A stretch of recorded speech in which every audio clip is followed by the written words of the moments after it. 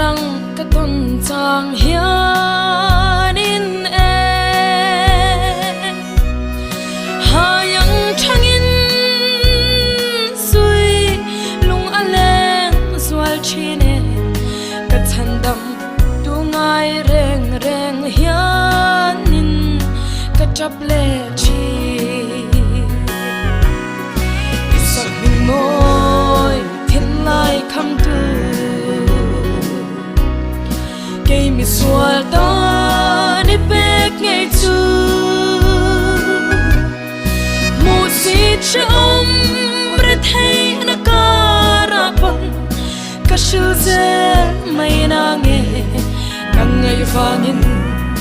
ibia thu chuan na bible ka pom vong vong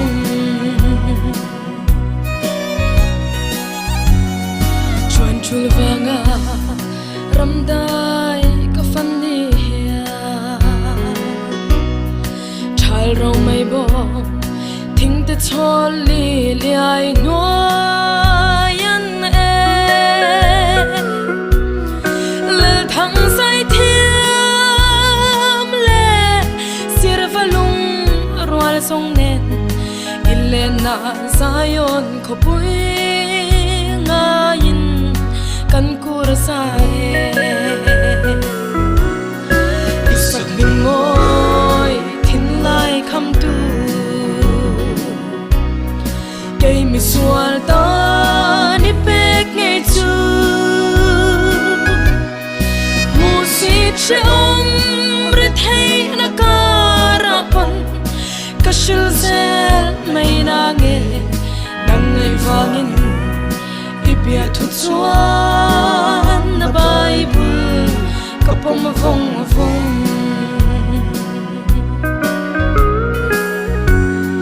chung van del ru na pia ko pui moya thut lung vanga riang song song te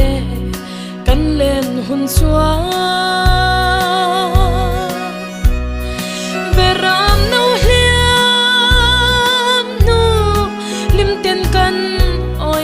ang chap le rum na kan len na ram hi kan ngai to lo isak bin moi thin lai kham tu cây mi sual ta ni pek ngay chu mu si chom re thei na kara pon ka shil zel mai na nge nang ngai wangin ibia thu chuan na bible ka pom vong vong